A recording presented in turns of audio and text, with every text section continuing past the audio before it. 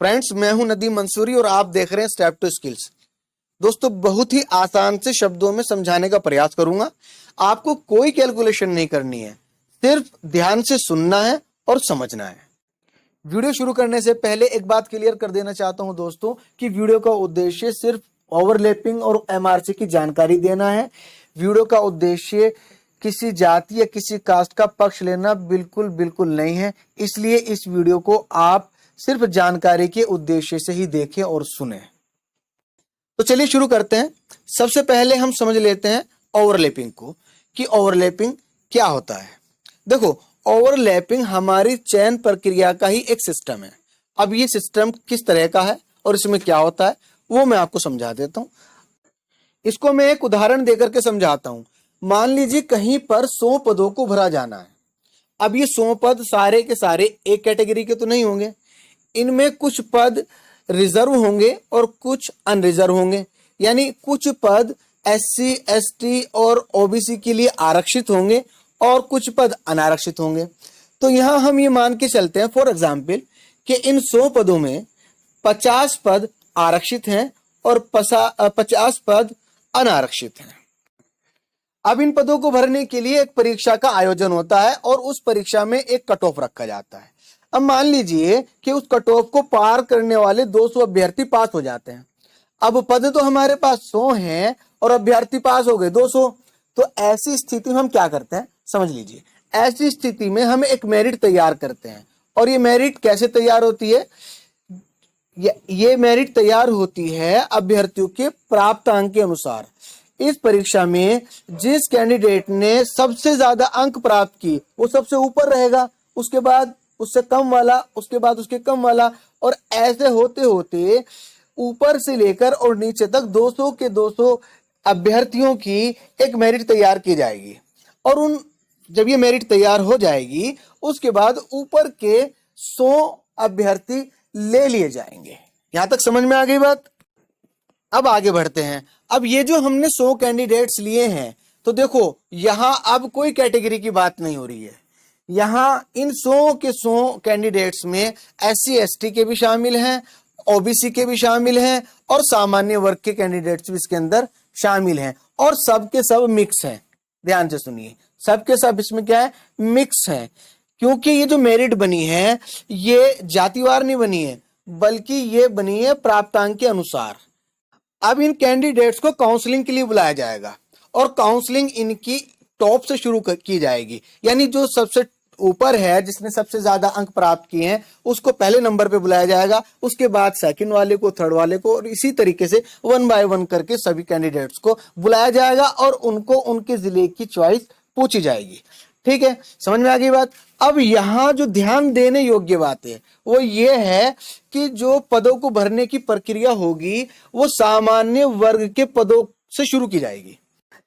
मतलब ये कि जो अनरिजर्व कोटे की 50 सीट्स हैं सबसे पहले उनको भरा जाएगा और ऊपर के टॉप के 50 कैंडिडेट ही लिए जाएंगे और वही 50 सीटों को उनसे भरा जाएगा।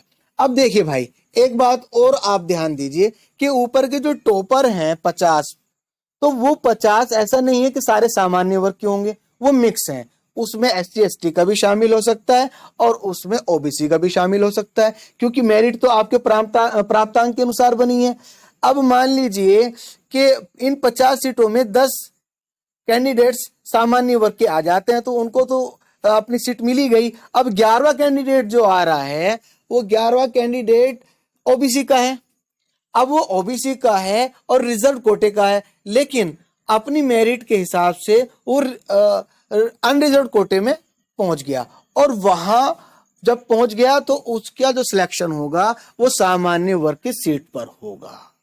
और दोस्तों, यही ओवरलैपिंग है, इसी को ही ओवरलैपिंग कहते हैं। मतलब ये है कि वो है तो रिजर्व कोटे का कैंडिडेट, लेकिन अपने मेरिट की वजह से वो पहुंच गया अनरिजर्व कोटे यानी अनारक्षित की सीट पर। अब उसने एक सीट अनारक्षित की कब्जा ली, क्यों? ओवरलैप करके, और ऊपर वो पहुंच गया, एक सामान्य वर्ग की सीट पर उसने कब्जा कर लिया। इसी को ही ओवरलैपिंग कहते हैं। यहां मैं ये बताता चलूं के आरक्षण के नियम के अनुसार जो आरक्षित वर्ग के अभ्यर्थी हैं वो अनारक्षित कोटे में जा सकते हैं। मतलब ये कि SC ST या OBC का कैंडिडेट अपनी मेरिट के हिसाब से सामान्य वर्ग के पदों पर लिया जा सकता है, लेकिन सामान्य वर्ग के अभ्यर्थी को रिजर्व कोटे में नहीं डाला जा सकता। ठीक है, ये बात समझ में आ गई। अब आगे की बात सुनिए। और आगे की बात यह है कि ओवरलैपिंग के इस सिस्टम से किसको फायदा और किसको नुकसान हुआ। तो सीधी सी बात है, ओवरलैपिंग के इस सिस्टम से सामान्य वर्ग के अभ्यर्थी को नुकसान हुआ, क्योंकि ओबीसी का एक कैंडिडेट, एक या ज्यादा कैंडिडेट ओवरलैप करके सामान्य की सीट पर पहुंच गया, और सामान्य की सीट तो 50 ही थी। अब मान लीजिए इन 50 में से 10 कैंडिडेट्स ओबीसी या SC ST के निकल जाएं, जो कि मेरिट हाई पर अपने आप को स्टैंड कर रहे हैं, तो 10 रिजर्व कोटे के स्टूडेंट्स ने, रिजर्व कोटे के अभ्यर्थी ने अनरिजर्व की सीट्स पर कब्जा कर लिया। तो यहां सीधा सीधा नुकसान सामान्य वर्ग के अभ्यर्थियों को हो रहा है। इसे इस तरह से मानिए कि 50 सीट अनरिजर्व होने के बाद भी सामान्य वर्ग के अभ्यर्थी 40 ही लिए जा रहे हैं, 40 को नौकरी मिल रही है। अब यहां एक दिलचस्प और मजेदार बात और सुन लीजिए कि ओवरलैपिंग के इसी सिस्टम से रिजर्व कोटे वाले कैंडिडेट्स को भी नुकसान हो जाता है कभी कभी। अब वो कैसे होता है वो मैं आपको बता देता हूं। फॉर एग्जाम्पल, जैसे मैंने आपको भी पीछे बताया कि 11वें नंबर पर ओबीसी का स्टूडेंट आया। ठीक है, अब मान लीजिए 11वें नंबर पर ओबीसी का स्टूडेंट आया और वो जनरल कोटे में उसको रखा जाना है, यानी सामान्य वर्ग की सीट पे उसको चयन किया जाना है। जब उसका नंबर आया और उससे चॉइस पूछी और उसने अपनी चॉइस, फॉर एग्जाम्पल उसने अपनी चॉइस लखनऊ बताया, क्योंकि वो लखनऊ का रहने वाला है तो वो लखनऊ को प्रेफर करेगा। अब उसने कहा कि मैं लखनऊ जिला चाहता हूं। अब देखने भी पता चला कि लखनऊ में सीटें कम थी, इतने उसका नंबर आया, इतने लखनऊ की सामान्य वर्ग की सीटें पूरी हो गई। तो अब उसको कहा जाएगा कि भाई लखनऊ की सामान्य वर्ग की सारी सीटें पूरी हो गई हैं, इसलिए अब आप दूसरा जिला देखिए। देखिए फिर ध्यान से समझिए कि लखनऊ की सामान्य वर्ग की सीटें पूरी हुई हैं। अब अगर वहां ओबीसी की सीट खाली पड़ी है तो उसको ओबीसी नहीं दिया जाएगा ओवरलैपिंग के कानून के हिसाब से।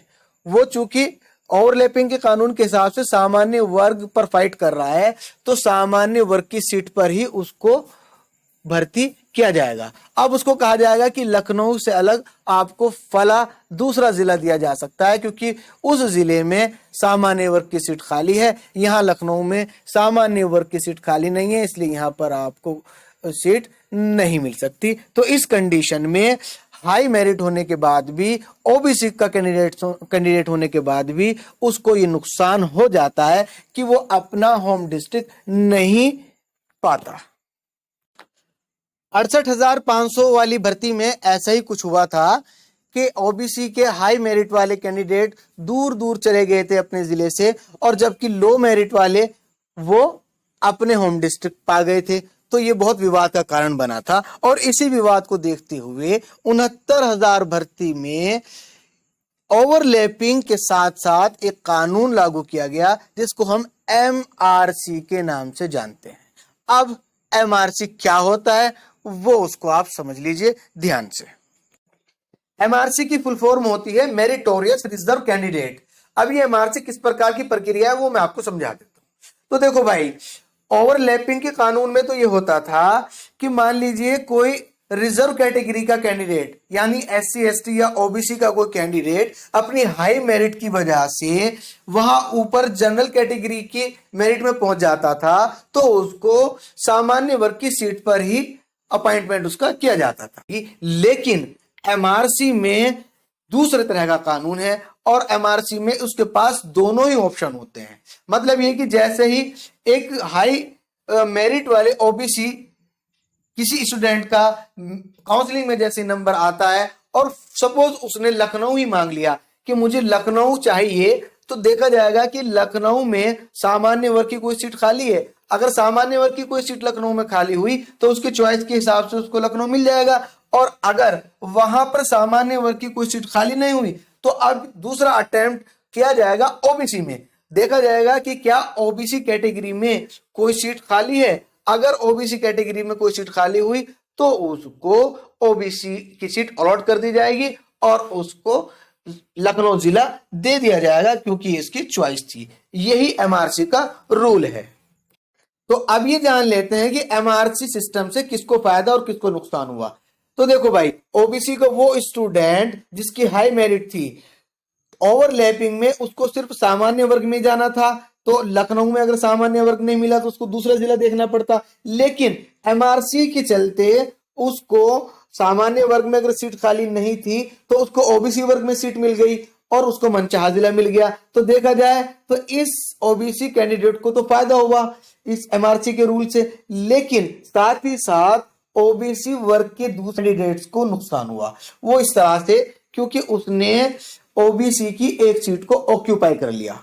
अगर वो ओबीसी की इस सीट को ऑक्यूपाई ना करता तो और ओवरलैपिंग का कानून होता तो वो किसी जनरल की सीट पर कब्जा करता और उसकी सीट यानी ओबीसी की जो सीट है वो बची रहती जिस पर कोई दूसरा कैंडिडेट आता। तो इस तरीके से देखा जाए तो एमआरसी का जो ये कानून है, इससे ओबीसी के और एससी एसटी के जो स्टूडेंट्स हैं, जो अभ्यर्थी हैं, उनको सीधा सीधा नुकसान पहुंच रहा है और जनरल के कैंडिडेट यानी जो सामान्य वर्ग के जो अभ्यर्थी हैं उनको सीधा सीधा लाभ पहुंच रहा है। तो दोस्तों, ये था ओवरलैपिंग और एमआरसी। उम्मीद करता हूं कि ओवरलैपिंग और एमआरसी आप लोग अच्छे से समझ गए होंगे। अभी भी कोई डाउट है तो आप कमेंट करके वो मालूम कर सकते हैं।